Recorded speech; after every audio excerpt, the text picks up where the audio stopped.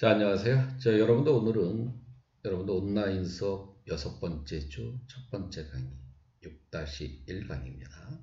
오늘 강의할 내용은 군대 국민국가 수립을 위한 노력, 가보, 을미, 개혁에 대해서 이야기를 합니다. 자, 여러분들 가지고 있는 교과서 122쪽을 참고하시면서 강의를 들어주시기 바랍니다. 자, 여러분들 우리가 가보, 을미, 개혁 그러면 학생들이 진짜 뭘 외워야 돼? 맞습니다. 개혁의 내용이 많이 있죠. 또 학생들은 막 이야기하면 되지게 헷갈려 이해합니다. 헷갈릴만 합니다. 왜? 가볼미 개혁이라는 게 그냥 한순간에 한방에 빡 개혁이 이루어진 게 아니에요. 여러분도 94년, 95년, 96년 3년에 걸쳐서 이루어지는 개혁입니다. 또 개혁도 1차, 2차, 3차. 1차 개혁은 1894년 가보년에 이루어진 개혁이다. 그래서 가보개혁. 2차 개혁은 여러분들 가보년과 을미년에서 이루어져서 2년의 햇수로 2년에 걸쳐서 이루어진 개혁이기 때문에 2차 가보을미 개혁이라고 하는 거고, 물론 3차 개혁은 1895년에 이루어진, 즉 을미년에 이루어진 개혁이기 때문에 을미 개혁이라고 합니다. 자, 이렇게 개혁이 쭉 진행되는 중에 또 여러분들 우리 국내에서는 굵직굵직한 사건, 아마 여러분들이 잘 알고 있는 동학농민운동, 전주회합이 척결이 되고, 그리고 또 한편으로 2차 동학농민운동이 또 나타납니다. 그러니까 개혁이 막 진행되는 중에 동학농민운동도 계속 있었다는 이야기입니다. 그리고 또 국제 정세를 보게 되면 이게 일본 애들이 이렇게 청일 양국 군대가 우리나라 들어와서 주둔해 있고, 일본군이 경복궁 점령하고 청일전쟁이 일어나고, 그리고 삼국에 대한 간섭이 발생하고, 자, 그뿐만 아니라 바로 여러분들 이렇게 을미사변 그리고 아감파청까지 또 같은 시기에 일어나기 때문에 이게 헷갈리지 않을 수가 없어요. 그래서 여러분들 가지고 있는 교과서 저기 맨 밑에 122쪽 이렇게 보면 참 정신 하나도 없죠. 뭔 얘기인지도 모르겠고 이해할 수 있습니다. 자, 그런데 그 수많은 개혁의 내용 중에 다 기억하면 물론 좋겠죠. 그렇지만 꼭 기억해야 될 내용은 이런 내용들입니다. 어차피 일본에 의해서 이 개혁은 직관적으로 관련이 있습니다. 물론 당연히 개혁의 방향은 우리 사회를 근대 사회로 전환을 추진하려고 하는 겁니다. 우리 사회를 근대 사회로 만들어 주려고 하는 거예요. 그런데 문제는 일본에 의해서 주도되었다는 사실입니다. 일본은 우리나라를 침략하고 싶은 마음이 있죠. 따라서 정치, 경제, 사회 이 부분에 대해서는 근대사회로 전환시켜 주려고 하는 내용이 담겨져 있지만, 특히 군사적 부분에 대한 개혁은 소홀히 진행합니다. 그 이유는 뭐니? 딱 보이죠? 저들이 우리나라 침략해 들어오려는데 우리나라가 군사력이 아주 강해 보여. 우리나라 침략 못 하잖아요. 그게 가장 큰 한계가 될 수밖에 없겠죠. 자, 이해되죠? 그리고 역시 이 개혁도 갑신정변의 개혁의 내용과 비슷한 점이 있어요. 왜? 위로부터의 개혁이다 보니까 민중들이 원하는 부분에 대한 개혁이 아주 그냥 적극적으로 반영되는 건 아니에요. 물론 도학농민들이 요구했던 사안들이 일부 반영을 시킵니다. 자, 그렇지만 여러분들 민중이 가장 원하는 토지 부분에 대한 개혁은 소홀했다는 게 한계가 될 수밖에 없을 겁니다. 자, 먼저 그거를 딱 생각해 두고 이제 공부를 하나하나 한번 해보기로 하죠. 그러면 여러분들이 생각하는 것보다 훨씬 쉽게 이 가보올미 개혁을 이해할 수 있을 겁니다. 자, 먼저 1894년에 진행되었던 바로 1차 가보 개혁에 대해서 이야기를 합니다. 자, 지금 상황이 이래요. 여러분, 동학농민운동이 발생했습니다. 그리고 동학농민들이 지금 여러분들 1차 분기로 인해서 전주성을 점령하니까 우리나라 정부는 청나라한테 요청을 했죠. 그랬더니 일본 애들도 바로 들어왔습니다. 우리 다 알고 있죠. 자, 5월 5일 날 일본 애들이 청나라가 들어왔습니다. 우리가 요청을 해서. 그랬더니 일본 애들이 딱 한마디 이야기를 하죠. 야, 너네들 텐진조약 위반했네.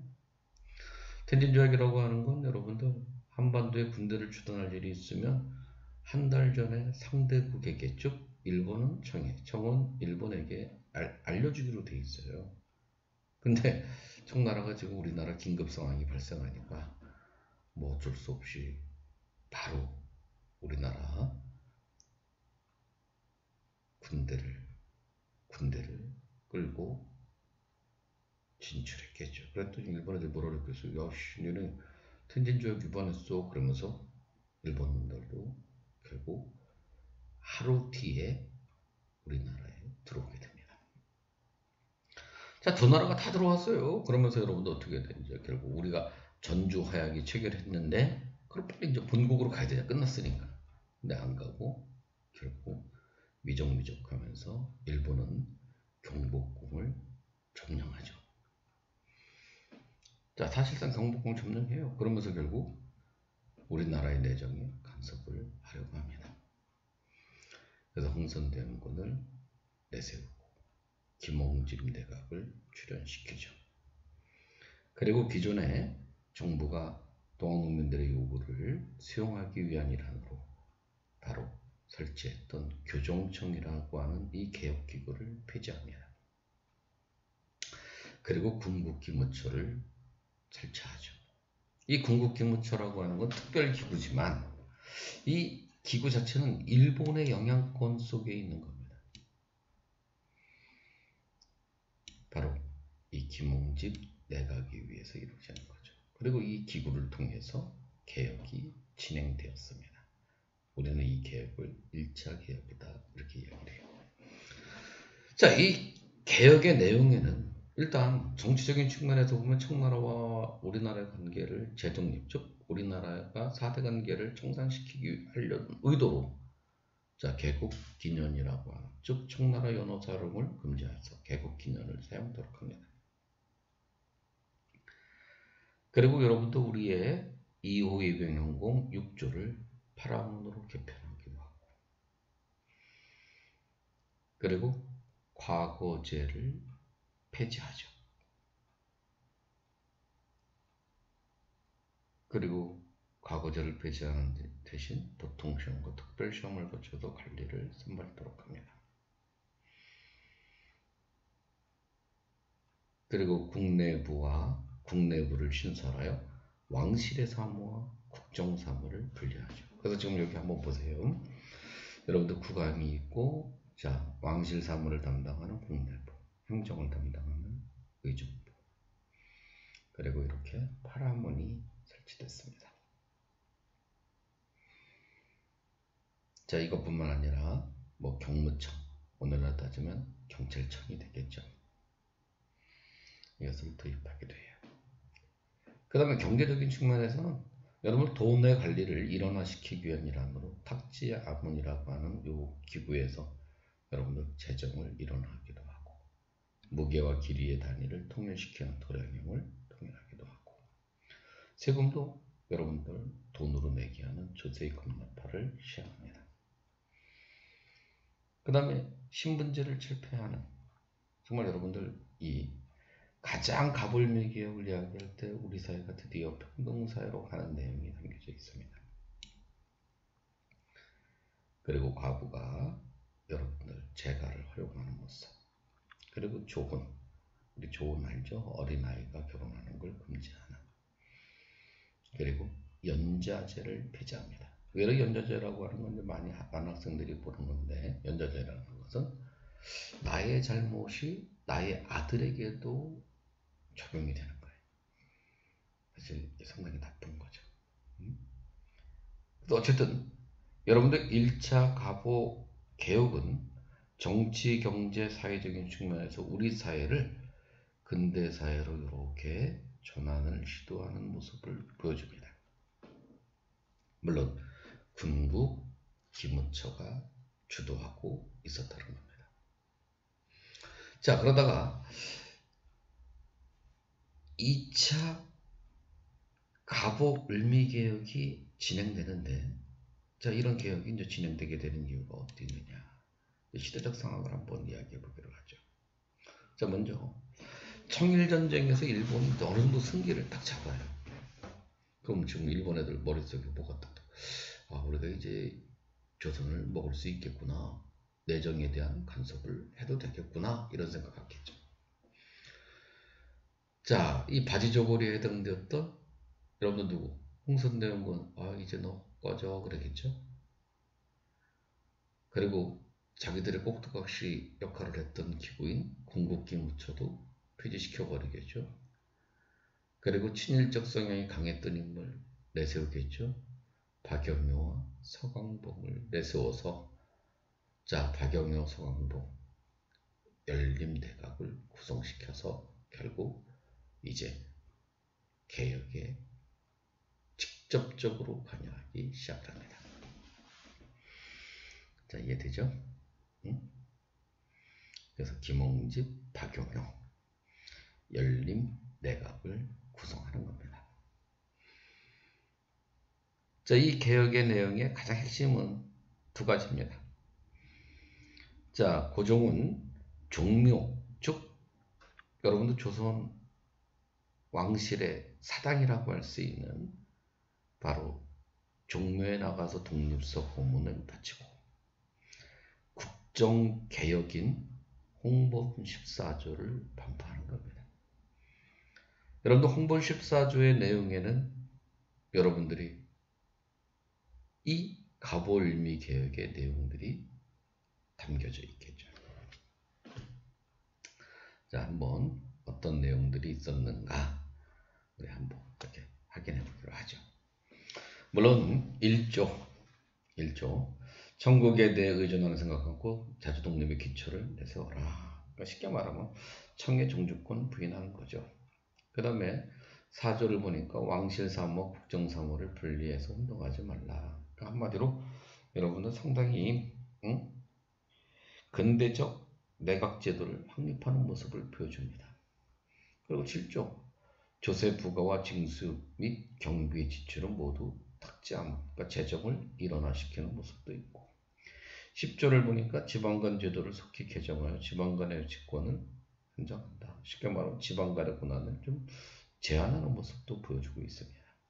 우리가 조선시대는 수령들의 권한이 되게 강했죠. 자, 행정권도 가지고 있고 군사권도 가지고 있고 사법권도 가지고 사실상 막강한 힘을 가지고 있었던 이런 수령의 권한을 제한하는 모습도 보여줍니다. 그리고 12조 장교를 교육하고 징병제도를 정하여 군제의 기초를 확립한다. 그러니까 군사제도 계획을 시행하기도 하고, 그 다음 14조 사람을 쓰는데 문보를 가리지 않고 널리 인재를 등용한다. 자, 문벌 타파의 모습도 보여줍니다. 자, 이런 내용을 다시 한번 이렇게 정리해 보면 이런 내용이에요. 지금 여러분들 2차 가보개혁, 즉 1894년과 95년에 이루어진 이 개혁의 내용은, 자, 의정부를 여기 파라문의 내각을 7부로 개편을 하고, 그리고 아까 이야기했던 지방간의 권한을 축소시키며, 그리고 재판소, 여기 재판소 설치를 꼭 눈여겨 받으시기 바랍니다. 그리고 사회적인 측면에서는 가장 중요한 교육 입국조서를 반포하는 모습을 보여줘요. 나라의 부강은 교육으로부터 시작된다고 이야기한 교육입국조서. 그래서 한성사범학교, 그 다음에 외국어학교, 수학교 규칙 등이 제정돼서 근대적 교육제도를 마련하는 모습을 보여줍니다. 물론 2차 갑오 을미개혁의 한계성이 있다면 다수의 일본인 고문관을 파견하여 조선의 내정을 간섭하는 모습을 보여주고 있다고 할 수 있을 겁니다. 한계죠. 그만큼 일본의 영향권 속에서 이루어진 개혁이 2차 갑오을미 개혁이다. 자, 다시 한번 이야기한다면 2차 갑오을미 개혁의 핵심은 홍범 14조가 반포되어 있다. 그 14조의 이 개혁의 내용이 담겨져 있다. 이제 그게 가장 중요합니다. 그러면 여러분들 우리가 이제 3차 개혁은 어떤 게 있을까? 이제 3차 개혁에 대해서 이야기를 합니다. 3차 개혁은 바로 여러분들 흔히 1895년에 이루어진 개혁이기 때문에 을미개혁이라고 이야기를 합니다. 그럼 어떤 내용이 담겨져 있을까? 자, 청일전쟁이 뻥 터졌습니다. 사실 우리나라 사람들 머릿속에는 정말 모든 백성들이 딱 생각을 했을 거예요. 아, 청나라가 이기지. 청나라 대국인데 일본 애들 뭔 힘이 있다고. 근데 결과는 아니죠. 청나라가 졌습니다. 이 진 것으로 끝나는 게 아니죠. 진 것으로 끝나는 게 아니죠. 지금. 응? 자, 그것은 곧 일본이 요동을 차지하고 대만을 차지합니다. 자, 다시 한번 이야기를 하면 지금 우리나라 이렇게 한번 보면 지금 이런 상황이에요. 지금 일본이라고 하는 나라가 지금 여기도 차지했습니다. 여기도 차지했어요. 자, 여기도 차지했어. 대만도 차지했어. 그럼 일본 애들이 지금 이렇게 막 가고 있는 거죠. 그랬더니 여러분들 만주 지역으로 이렇게 남쪽으로 남하하고 있었던 러시아, 그리고 요동 지역, 이 지역에 여러분들 상당히 영향권을 있었던 독일, 그리고 프랑스가 기분이 되게 나쁘죠. 일본이 급격히 팽창을 하는 모습을 보이는 거에 대한 이 제국주의 국가들이었던 러시아, 독일, 프랑스가 기분이 나빠서 일본에게 견제구를 날리는 사건이 삼국간섭입니다. 이 삼국간섭 후에 어떤 상황이 벌어졌겠어요? 미안해. 여기 요동을 돌려줍니다. 대만을 일시적으로 돌려줘요. 그러면 우리나라 사람들 중에 와, 러시아 힘 진짜 세구나. 그래서 우리나라의 정치인들 중에 러시아를 옹호 지지하는 친러파가 득세합니다. 가장 대표적인 사람이 이범진이죠. 이범진 뒤에는 명성황후가 있었습니다. 명성황후는 지금 일본이 우리나라에 사실상 내정 간섭을 하고 있는 상태이기 때문에 일본을 견제하고 싶었겠죠. 그때 이 견제를 청나라가 해줬었는데 기존에는. 근데 청나라가 지금 갔잖아요. 청일전쟁에도 졌잖아. 그 역할을 누가? 러시아가 했으면 하는 생각을 가지고 있습니다. 그래서 이 친러파를 뒤에서 여러분들 조종을 하고 있었던 사람이 명성황후입니다. 당연히 친일 인물이었던 박영효는 일본으로 다시 갑니다. 자, 여기서 끝났으면 좋았을 텐데 일본이 그 힘들게, 지들 따라 힘들었겠죠. 청일전쟁에서 승리를 거뒀습니다. 그리고 요동으로 진출하고 있었는데, 이 삼국의 간섭으로 자기들의 체면이 이루 말할 수 없이 지금 상실됐죠. 그뿐만 아니죠. 지금 우리나라의 이 간섭을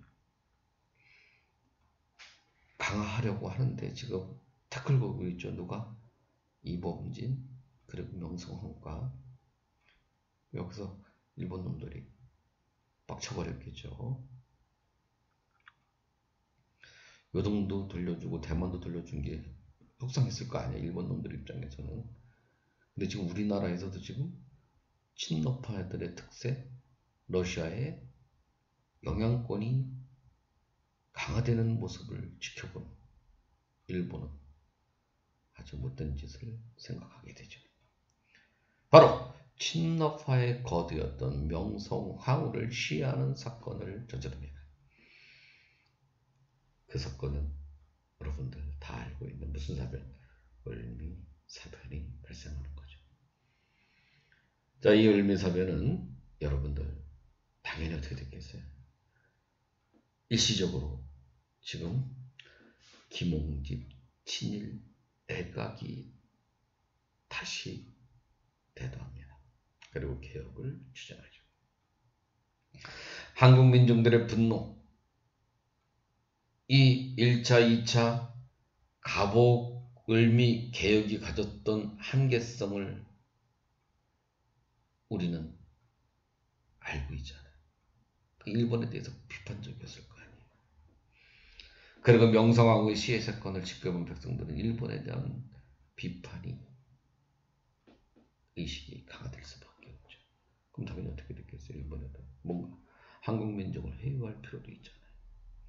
그리고 가볼미 개혁의 한계성을 뭔가 좀 이렇게 시정하려고 하는 못된 생각을 갖게 되잖아요. 그래서 정치적인 측면에서는 자, 이제 너네는 정말 자주적인 국가야. 그래서 독자적인 언어 사용해야 돼. 번양이라는 언어를 사용하게 하는 거고. 그리고 군사 부분에 대한 개혁도 뭔가 조금은 흉내를 냅니다. 그래서 친위대라고 하는 부대, 그리고 진위대라고 하는 여기 부대도 설치하기도 하는 겁니다. 그래서 군사 제도 개혁을 단행하기도 하죠. 그리고 태양력을 사용하게 하죠. 태양력입니다. 양력. 그리고 소학교 설립, 우편 사벌을 재개하기도 하죠. 그런데 이제 여러분들이 알고 있는 것처럼 지금 단발령을 시행합니다. 자, 우리가 어떤 면에서 볼 때 단발령은 뭐 그렇게 부정적인 건 아니죠. 머리 깎는 거, 위생적인 삶을 살라는 거. 그런데 이제 현실은 또 그렇지 않죠. 왜냐? 당시 우리나라 사람들은 성리학을 믿는 사람들이고 성리학자들은 효를 제일로 삼습니다. 근데 부모로부터 물려준 거, 신체발부, 수지부모, 불감해상, 효지시야라고 쉽게 말하면 피부, 머리털 하나 다치지 않는 게 효의 시작이야. 부모님한테 물려받은 건 다치면 안 돼. 이게 딱 걸려있다. 근데 머리가 쑥딱 잘린다. 생각을 해보세요. 돌아버리죠. 그래서 전국의 유생과 농민들이 중심이 돼서 자, 의병을 일으키는 겁니다. 우리는 그 의병을 1895년에 을미년의 의병이다. 그래서 을미의병이라고 이야기를 하는 거예요. 그럼 당연히 어떻게 됐겠어요? 일본은 의병을 진압하려고 했을 거고. 그래서 고종은 상당히 지금 불안에 떨겠죠. 왜? 일본에 의해서 자기 사랑하는 부인 명성황후가 시해되는 사건들을 목격했잖아요. 자기도 언제 죽을지 모른다는 생각 가질 거 아니에요. 그러니까 당연히 일본의 지배로부터, 즉 간섭으로부터, 영향권으로부터 벗어나기 위한 특단의 조치를 추진한 겁니다. 그게 러시아 공사관으로 왕이 거처를 옮기는 사건. 무슨 파천이라고 이야기를 해요? 그렇죠. 아간 파천이라는 걸 단행하는 겁니다. 아간이라는 건 러시아 공사관. 파천이라는 것은 왕이 거처를 옮기는 걸 파천이라고 이야기를 해요. 그럼 사실상 이제는 어떻게 됐겠어요? 우리나라의 정치가 러시아 영향권 속으로 들어갔음을 의미하는 겁니다. 당연히 친일 내각이었던 김홍집 내각이 붕괴된 김홍집은 백성들이 던진 돌에 결국 맞아 죽게 되는 겁니다. 그리고 개혁은 중단이 될 수밖에 없겠죠. 이게 가보울미 개혁입니다. 자, 이 가보울미 개혁은 여러분들 1차, 2차, 3차 개혁이 쭉 진행되는 과정 속에서 보면 물론 개혁의 내용에는 신정변의 그런 하나의 이